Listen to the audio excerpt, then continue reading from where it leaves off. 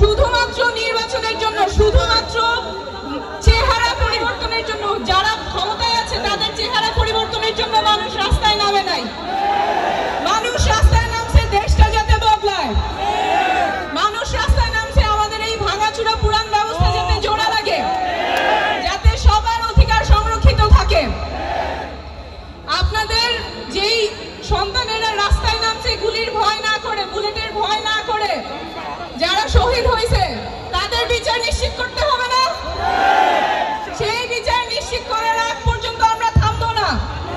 এই বাংলার মাটিতে যেই নিরাপত্তা বাহিনী, যেই পুলিশ বাহিনী আমাদের নিজের নাগরিককে গুম করেছে, খুন করেছে, তাদের সংস্কার হইতেই হবে এবং যারাই অপরাধ করছে তাদের বিচারও হইতে হবে।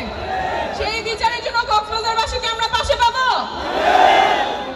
কক্সবাজারে সবাই ঘুরতে আসে, এটা আমাদের প্রিয় জায়গা, কিন্তু কক্সবাজার সবসময় অবহেলিত।